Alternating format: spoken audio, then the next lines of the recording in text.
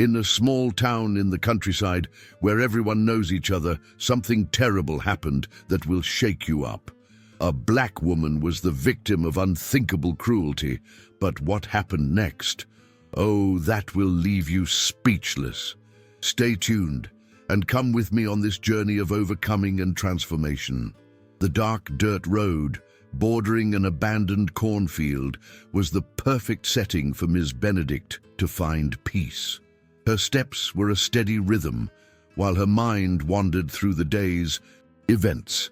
The church, bustling with preparations for the Thanksgiving feast, had her tireless presence, even as her back and knees ached with every movement.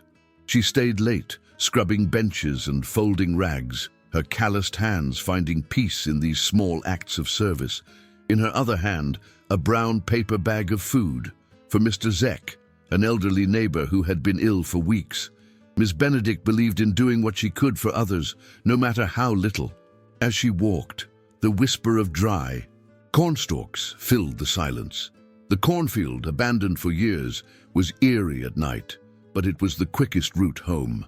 She whispered a prayer under her breath, asking for protection. Her mind wandered to the town, a small place where everyone knew everyone else. Some greeted her warmly, others turned away, cold and indifferent.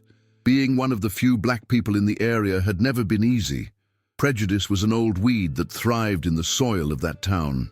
Miss Benedict learned to deal with it with quiet dignity, refusing to let bitterness take root in her heart. Suddenly, a flash of light broke her reverie. Headlights appeared in the distance, growing larger as a vehicle approached. Miss Benedict approached the edge of the road, her heart racing. The truck slowed, the roar of its engine disturbing the stillness of the night. She glanced quickly, hoping the driver would pass without a fuss. But the truck pulled up beside her. 5 figures stood in the open bed, loud and cocky young. "Men, look what we have here," one of them sang, his voice full of mockery. Miss Benedict didn't need to see her face to know it was Jake, the leader of the group. He jumped out of the truck with a loud thud. "Good night, ma'am," he said, his tone mocking. The others laughed. Miss Benedict didn't stop walking, keeping her head high, her steps steady. "I'm going home," she said calmly, without breaking stride. "I'd appreciate it if you'd let me." Jake smiled and stepped into her path. "What's the rush? It's such a nice night, we could have a chat." Miss Benedict stopped, her eyes meeting Jake's, calm but firm. "I don't want any trouble." Jake feigned innocence, turning to his friends. "Did you hear that? She thinks we're trouble." They laughed again, but it was forced laughter. Miss Benedict could feel the tension beneath the bravado. "Let her go, Jake," Timmy said suddenly, his voice barely above a whisper. The laughter died instantly. All eyes turned to him. Jake's smile turned into a frown. "What's up, Timmy? Are you getting soft?" Timmy looked at Miss Benedict, then at Jake before looking down. "It's late. We should go." Jake stepped closer to Miss Benedict. "You hear Timmy? He thinks we should go, but I think we should stay." He leaned in close, his voice dropping to a menacing whisper. "And maybe teach you a lesson while we're at it." Miss Benedict's stomach lurched, but she refused to show fear. "You don't want to do this," she said softly. Jake straightened and signaled. To the others, "Get her!" Before Miss Benedict could react, 2 of the boys were on top of her, pulling her to the side of the road. Her bag of food fell, spilling its contents. She struggled, but they were too strong. "No!" she screamed, her voice echoing in the night. "Let me go."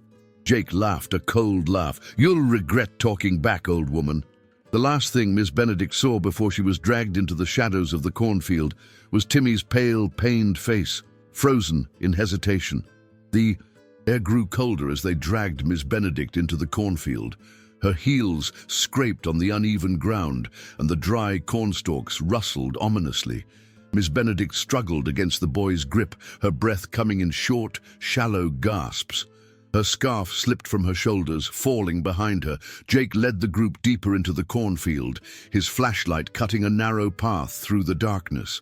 His boots made a confident thud on the ground, a thud that made Miss Benedict's skin crawl. Behind him, The other boys moved in nervous silence, their bravado beginning to waver. "Where are you taking me?" Miss Benedict demanded, her voice firm despite the fear rising in her chest. Jake stopped and turned, his smile cruel and sharp. "We're just having a little fun. Don't worry, Mum, you'll be fine if you can handle a little dirt." The others laughed awkwardly, their eyes darting from Jake to Miss Benedict. It was clear that not everyone shared his enthusiasm. Timmy stood at the edge of the group, his hands shoved in his pockets, his shoulders hunched as if he were trying to make himself invisible. Jake gestured to a shallow hole in the ground, no more than a few feet wide and just as deep as had been dug weeks ago by local kids. It was now the stage for Jake and Miss Benedict, the unwanted star of his wicked show. "Put her in," Jake ordered, his voice sharp and commanding. Two of the boys hesitated, looking at each other. "Jake, let's do this," one of them muttered. Chris, a skinny young man with a slouched posture. "This is wrong." Jake turned to him, his eyes narrowing. "What's wrong, Chris? Afraid of a little dirt, too?" Chris hesitated, then shook his head. "No, it's just that maybe we should let her go. She won't tell anyone." Jake stepped closer to Chris. "Are you getting soft? Do you want to be next?" The threat hung in the air, silencing any further objections. Chris looked away, his face pale, and backed away from the group. Jake smiled triumphantly and turned to the others. "Do it!" Reluctantly, the boys complied. They shoved Miss Benedict into the hole, forcing her to her knees. She struggled to keep her balance, her hands clutching at the loose dirt. Her voice rose defiantly, echoing across the cornfield. "Do you think that makes you men? Hurting an old woman? You're nothing but cowards!" Jake laughed, his voice cold and flat. "That's some fine rhetoric for someone in your position. Maybe a little dirt will teach you some respect." The boys pushed her toward the hole. The dirt was cold and wet against her hands as she landed hard on her side. She grimaced, biting her lip to keep from crying. Before she could get up, they were on top of her, shoveling loose dirt into the hole. Dirt fell in heavy clumps, clinging to his clothes and filling the air with choking dust. Timmy stood at the edge of the scene, his hands shaking. He watched as the others worked, their faces pale and drawn in the light of the flashlight. His stomach churned and his chest tightened with guilt. Every fiber of his being screamed at him to stop this, but his feet refused to move. Jake shouted orders, his voice piercing the night. "Hurry up! We don't have all night!" The hole filled quickly. Dirt rose up around Miss Benedict, covering her legs, then her waist. She struggled, but the weight of the earth held her in place. Her breathing became short and shallow, the smell of the earth clogging her nostrils. Jake crouched down on the edge of the hole, his smile widening as he looked down at her. "So, are you enjoying the lesson? Maybe next time you'll think twice before acting smart?" Miss Benedict looked up at him, her expression defiant despite the tears streaming down her face. "You don't scare me," she said, her voice shaky but firm. "You're just a bunch of scared kids hiding behind their friends." Jake's smile faltered for a moment, his jaw clenching. He grabbed a handful of dirt and threw it in her face. "You talk too much," he snapped. Timmy took a step forward, his voice barely above a whisper. "Jake, that's enough!" Jake turned suddenly, the beam of the flashlight hitting Timmy's pale, pained face. "What did you say?" Timmy swallowed hard, his hands balling into fists. "I said that's enough, let her go." Jake stared at him for a long moment, tension crackling. Then he laughed, a harsh, sharp laugh that made Timmy flinch. "You hear me, guys? Timmy thinks he's in charge now." The other boys shifted uncomfortably. Chris opened his mouth, as if to speak, but closed it again, his shoulders hunched in defeat. Jake stood there, brushing the dirt from his hands. "Okay, that's it. Let's go." He turned and walked toward the truck, his flashlight swinging. The others followed, their steps slow, as if they were carrying invisible chains. Timmy stood still for a moment, his eyes fixed on Miss Benedict. Her face was calm now, her eyes steady and unwavering. "Go," she said softly, "before he turns on you too." Timmy hesitated, his heart pounding, then turned and ran after the others. The sound of their laughter faded into the distance, leaving Miss Benedict alone in the silence of the cornfield. Moonlight spilled into the hole, illuminating her tear-stained face. She closed her eyes and whispered a prayer, her voice steady despite her fear, and then she waited. The truck roared down the deserted highway, its tires kicking up clouds of dust. Inside the cab, Jake sat in the driver's seat, his jaw clenched and his eyes fixed on the road. The others were silent, their laughter and bravado gone. Timmy was squeezed between Chris and another boy named Danny, his hands balled into fists in his lap. The weight of what they had done pressed down on him like a stone. Jake turned up the radio, the static crackling before stopping on an oldies rock station. He drummed his fingers on the steering wheel, trying to fill the oppressive silence. "Well, that was fun," he said, his tone light but with a hint of forced confidence. "You'll remember this night for a long time." No one answered. Chris shifted uncomfortably, staring out the window. Danny scratched his arm, avoiding eye contact. Timmy could feel the tension between them, thick and suffocating. "You went too far this time, Jake," Chris finally muttered, his voice low but firm. Jake slammed his hand on the steering wheel, making everyone jump. "Too far? What the hell? She's fine. It's not like we killed her." Timmy's stomach lurched at the word killed.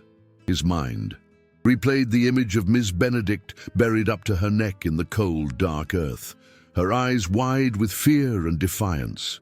He could still hear her voice, calm and steady, as she faced Jake's cruelty. She deserved none of this. None at all. "She's a lady," Chris said, his voice louder. "Don't you think she might freeze out there?" "She's fine," Jake said, cutting him off. "She'll get out of there. Someone will find her. It's not our problem." Timmy couldn't take it anymore.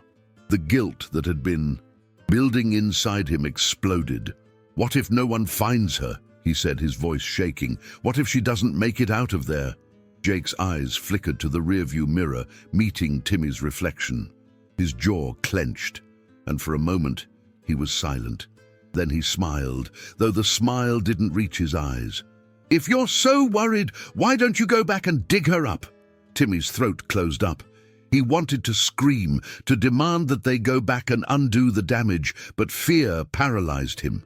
Jake's authority over the group was absolute, and defying him felt like stepping into quicksand. "We got it," Jake said, his voice thick with disdain. "You don't have the balls." The truck pulled over into a field on the edge of town, where the boys hung out. Jake turned off the engine and leaned back in the seat, looking at each of them in turn. "Here's the thing. Nobody says a word about today, you hear? Not to their parents, not to their girlfriends, not to anyone." Chris opened his mouth to protest, but Jake cut him off with a look. "If anyone talks, we'll all go down, and I promise if I go down, I'll take every single one of you down with me." The threat hung in the air like a rope. Timmy's heart pounded as he nodded along with the others, his stomach churning at the thought of keeping this secret. He knew it was wrong, but he didn't know how to fix it, not yet.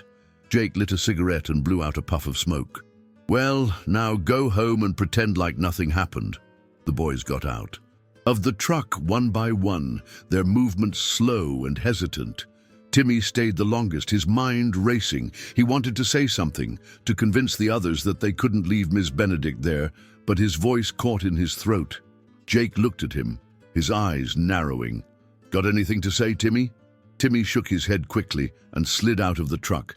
The cool night air hit him like a slap, and he shoved his hands in his pockets to stop the shivering. As the others scattered toward their homes, Timmy stood at the edge of the field, staring at the dark outline of the cornfield in the distance. His chest tightened, and his thoughts swirled in a chaotic storm. He couldn't stop seeing Miss Benedict's face, her piercing eyes that seemed to stare right at him. He couldn't go home, not like this. Timmy waited until Jake's truck was out of sight, then turned and started walking back toward the cornfield. Each step felt heavier than the last, but he couldn't stop. He didn't know what he was going to do when he got there, but he couldn't just leave her there. The cornfield was eerily quiet when Timmy arrived. The rustling of the cornstalks sounded like whispers, carrying secrets he didn't want to hear. He turned on the flashlight on his phone, but the weak beam barely cut through the darkness. "Miss Benedict," he called softly, his voice shaking. "Are you still here?" There was no answer. Panic gripped his chest as he stumbled toward the spot where they had left her. The hole was empty, the earth disturbed, but it was no longer full. Timmy's breath caught. Had she managed to escape? Had someone found her, or was it already too late? "Miss Benedict!" he called again, louder this time. Nothing. Timmy fell to his knees, the flashlight clattering to the ground. His heart pounded as he stared at the empty hole. The weight of what they had done fell upon him, leaving him breathless. He stood there for what seemed like hours, the cold seeping into his bones. Finally, he forced himself to his feet and walked out of the cornfield, his mind empty of guilt and fear. As he reached the road, the faint sound of a tractor engine reached his ears. Timmy turned, looking into the distance, and saw a pair of headlights slowly approaching. The figure of a man appeared silhouetted against the light, relief and dread mixed in Timmy's chest. "Please," he whispered to himself, "please let her be okay." The rumble of the tractor echoed faintly in the night air as Miss Benedict shivered. In the icy hole, her hands shook, though she wasn't sure if it was from fear or the biting cold of the damp earth pressing against her body. She tried to move, but the weight of the earth around her made it nearly impossible. Her breaths were short and shallow as she stared up at the vast, indifferent sky. The sound of the tractor grew louder, getting closer. At first, she thought she was imagining it, a hopeful hope conjured by her waning strength. But when the vehicle's headlights glinted through the tall cornstalks, her pulse quickened. Someone was coming. She threw her head back and screamed as loudly as she could, her voice hoarse and cracking. "Help! Please help me!" Her screams broke the silence of the cornfield, carried away by the cold wind. She didn't know if they were loud enough to be heard, but it was all she had left. Her throat burned, and her voice grew fainter with each call. The tractor's engine stopped. Miss Benedict strained her ears, holding her breath. Then came the sound of boots crunching in the dirt, deliberate and cautious. "Hello," a deep, husky voice called, weathered with time and experience. "Who's there?" Miss Benedict's heart raced. "I'm here, in the hole. Please help me." The footsteps grew faster, closer. The beam of a flashlight cut through the darkness, passing through the cornfield until it stopped in her face.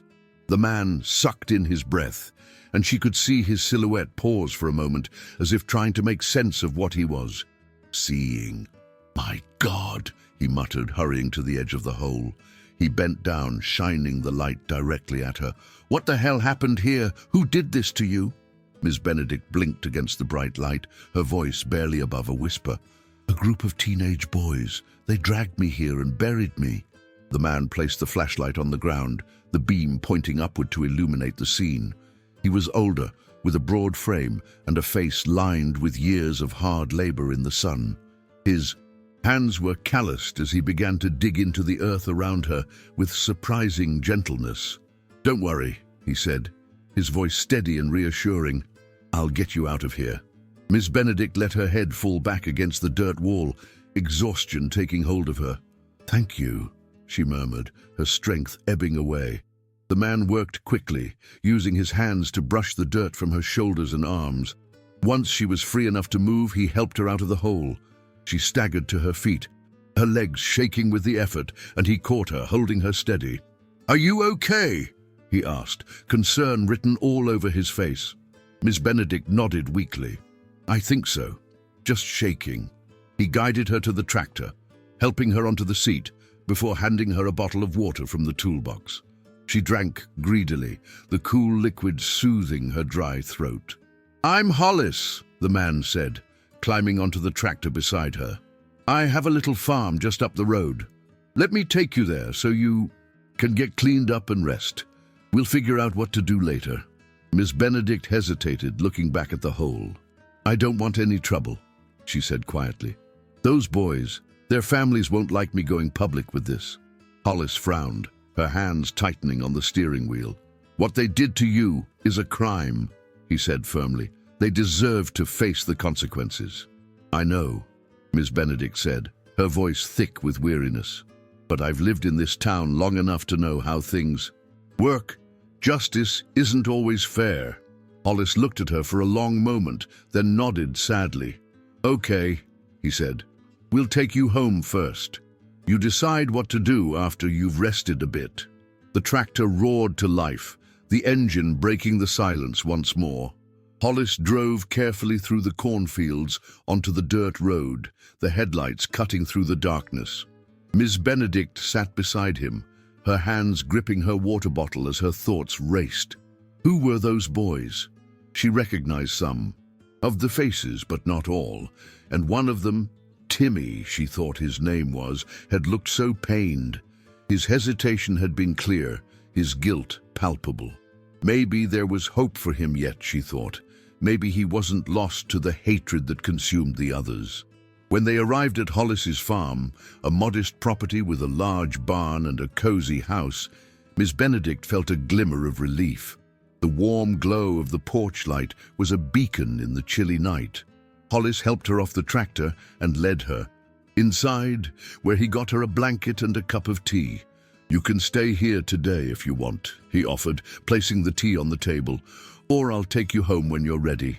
Miss Benedict sipped her tea, letting the warmth seep into her. "Thank you, Hollis. I'll be home soon. I just need to sit for a while." He nodded and sat across from her, his expression thoughtful. "Are you sure you don't want to go to the police? I'll go with you if that's what you want." Miss Benedict shook his head. "No, not yet. I need to think about how best to handle this." Hollis leaned back in his chair, his eyes narrowing a little. "You're a better person than I am, Miss Benedict. If it were me, I'd want to see them punished." Miss Benedict met his gaze, her voice calm but firm. "Punishment isn't always the answer. Sometimes people need to be shown a different path." Hollis didn't answer right away, but his expression softened. He nodded again, a hint of respect in his eyes. "Fine, but if you change your mind, let me know. Those boys can't get away with it." Miss Benedict smiled weakly, though her heart was still heavy. "I'll think about it," she promised. As the evening wore on, Miss Benedict sat in the warmth of Hollis's kitchen, her mind racing. She had survived the cruelty of the night, but what came next would determine whether it would have the power to destroy or transform. The morning sun had barely risen, painting the sky in shades of pale pink and orange, when Timmy found himself standing in front of Jake's house. The gravel driveway crunched beneath his sneakers as he walked nervously, his eyes fixed on the front door. He had barely slept since the night before, his mind haunted by the image of Miss Benedict's face as she was dragged away into the darkness of the cornfield. He needed to talk to Jake, convince him that they needed to fix what they had done. Taking a deep breath, Timmy finally gathered enough courage to walk up to the door and knock. The sound echoed in. The morning silence, each tap of his knuckles heightening his anxiety. Moments later, the door opened, revealing Jake still in his pajamas, his hair a mess from sleep. His expression darkened the moment he saw Timmy. "What are you doing here?" Jake asked, his voice low and full of irritation. "It's early." Timmy swallowed hard, trying to ignore the knot of fear in his stomach. "I need to talk to you. It's about last night." Jake's eyes narrowed, and he stepped out, pulling the door closed behind him. He glanced around as if checking to see if anyone else was watching or listening. "I thought I made it clear that we didn't talk about last night." Timmy's heart was pounding in his chest, but he pressed on. "Jake, we've gone too far. Miss Benedict could be seriously hurt or worse. We need to go back and see if she's okay." Jake huffed, crossing his arms over his chest. "Are you kidding? She's fine, Timmy. Stop worrying about it." "She's not fine." Timmy's voice rose, surprising even him. His eyes widened as he stared at Jake. "We buried her alive, Jake. What if no one found her? What if she's still out there?" Jake's jaw clenched, and for a brief moment, Timmy thought he saw a flicker of uncertainty in his eyes. But then Jake shook his head, his expression hardening. "She's just an old lady. She'll get over it." Timmy took a step closer, his hands shaking. "She's not just an old lady. She's Ms. Benedict. She's helped so many people in this town, including my family. What we did was wrong, you know that." Jake's eyes flashed with anger. He stepped closer, towering over Timmy. "Listen here, Timmy. You're going to shut up about this. If you go to the police or tell anyone, we're all going to go down. And believe me, I'm going to make you the worst." Timmy's stomach churned, but he didn't give in. He could see the fear behind Jake's eyes, the desperation in his threats. Jake was scared, and Timmy knew why. Because deep down, he knew they had crossed the line. Before Timmy could answer, the door opened again and Jake's dad appeared on the porch. He was a big man, his presence imposing, his eyes moving from Jake to Timmy, his brow furrowed. "What's going on out here?" he asked, his voice hoarse. "Why are you here so early, Timmy?" Timmy opened his mouth to speak, but Jake cut him off. "Nothing, Dad. Just talking about some school stuff." Timmy was just leaving. Jake's dad looked at the two of them for a long moment, then nodded. "Okay, turn it down. It's too early." "For this noise." Jake nodded quickly, and his dad went back inside, leaving the two boys alone again. Jake turned to Timmy, his expression dark. "Get out of here, Timmy, and don't come back." Timmy hesitated, then turned and walked back through the entrance, his heart heavy. He had hoped that maybe he could touch Jake, but now it was clear that Jake wasn't going to give in. He was too afraid of losing control, of facing the consequences of his actions. As Timmy walked away, his mind raced. He couldn't let this go, couldn't pretend like nothing had happened. But he also knew that going to the police alone would be risky. Jake had already made it clear what he would do if anyone told. Timmy needed another way, a way to help Ms. Benedict without putting himself or the others in even greater danger. Later that day, Timmy found himself at Chris's house. He had called Chris earlier, asking to meet up, and now they were sitting in the dimly lit garage, the smell of motor oil and dust heavy in the air. Chris was leaning against the counter, his arms crossed as he listened to Timmy.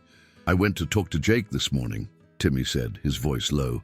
"I tried to convince him that we need to fix things, but he won't listen." Chris sighed, running a hand over his face. "What did you expect, Timmy? Jake won't back down. He's too proud, too scared. We all know he's gone too far, but now he's in too deep." Timmy nodded, his expression tense. "I know, but we can't just leave things like this. What if Ms. Benedict got hurt or worse?" Chris shifted uncomfortably, his gaze falling to the floor. "I don't know, man. I didn't mean to do that in the first place. But Jake's got everyone in his hands. It's not that easy to go against him." Timmy took a deep breath, gathering his courage. I think we should go back, just you and me. We can check on Miss Benedict, see if she's okay. Maybe we can talk to her, try to make things right." Chris looked up, his eyes wide. "Are you serious? You want to go back there? What if Jake finds out?" "He won't," Timmy insisted. "We'll go when no one else is around. We just need to make sure she's okay. I can't live with myself if we don't at least do that." Chris was silent for a long moment, his eyes searching Timmy's face. Finally, he sighed and nodded. "Okay, I'll go with you. But if Jake finds out, we're screwed." Timmy managed a small smile of gratitude. "Thanks, Chris. I promise we'll be careful." That evening, as the sun set, casting long shadows across the city, Timmy and Chris walked back to the cornfield. The air was cold, and a heavy silence hung between them as they walked. Their flashlights cut narrow beams in the growing darkness. They reached the spot where they had left Miss Benedict the night before, their footsteps slowing as they approached the hole. The earth was still disturbed, but the hole was empty. Timmy's heart was pounding in his chest, a mixture of relief and fear washing over him. "She's gone," Chris said, his voice barely above a whisper. Maybe someone found her." Timmy nodded, his throat tight.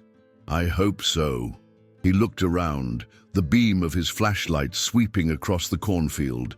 There was no sign of her, no sign that anything had happened here, except for the disturbed earth and the lingering fear in his chest.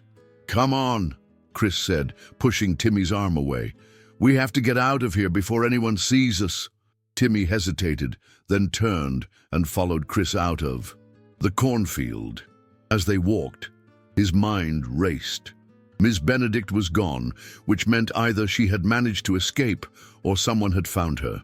He prayed that she was okay, that she had made it home safely. But he knew that this wasn't over, not for him or for the others.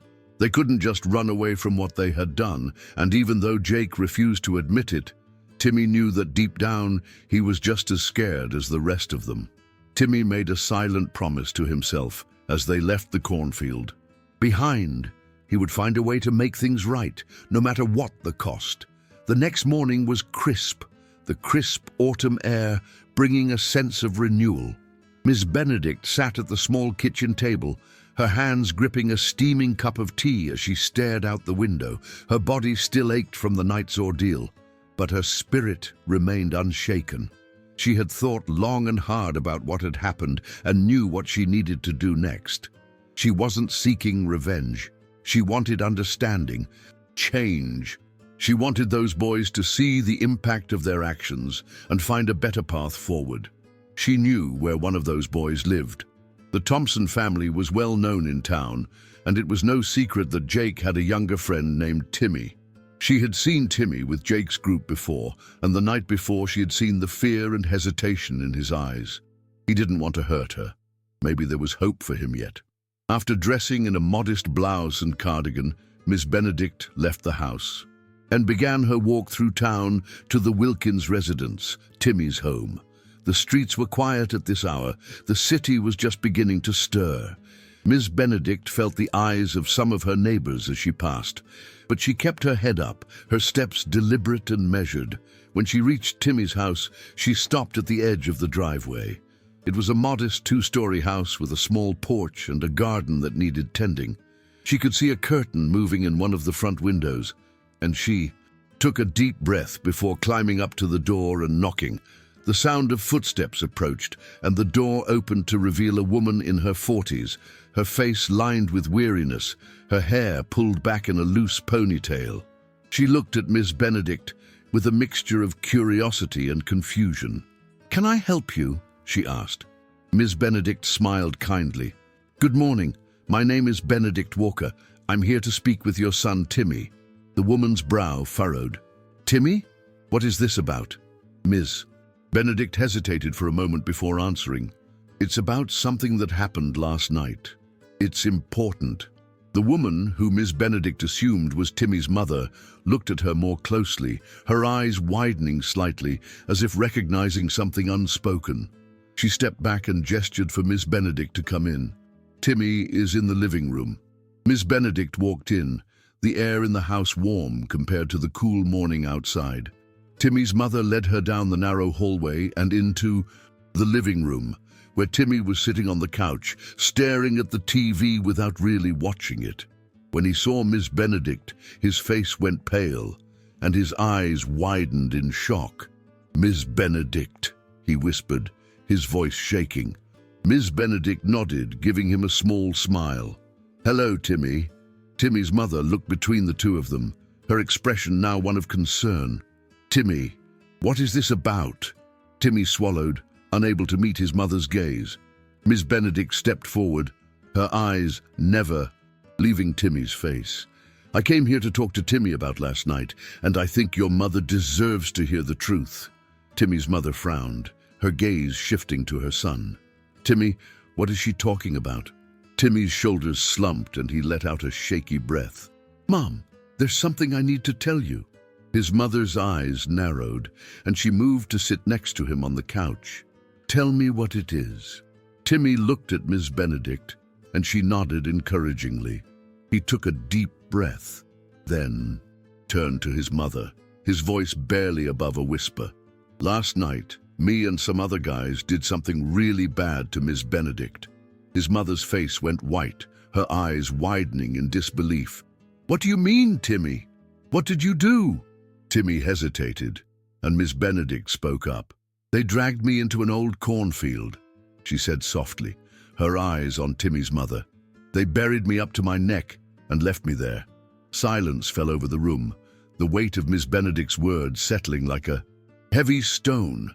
Timmy's mother stared at her son, her mouth opening and closing as if struggling to find the right words. Finally, she spoke, her voice shaking. "Timmy, is this true?" Tears welled up in Timmy's eyes, and he nodded, his head bowed in shame. "I didn't mean to, Mom. I swear I didn't mean to hurt her, but Jake, he made us do it, and I didn't stop him." His mother's face contorted in pain and disbelief. She turned to Miss Benedict, her voice cracking. "I don't know what to say. I'm so sorry. I had no idea." Miss Benedict reached out, placing a hand gently on the woman's arm. "I'm not here to blame you or even demand punishment for Timmy.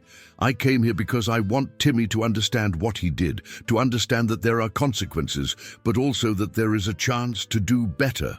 Timmy looked up, his eyes brimming with tears, to meet Miss Benedict's. "I want to make things right," he said, his voice cracking.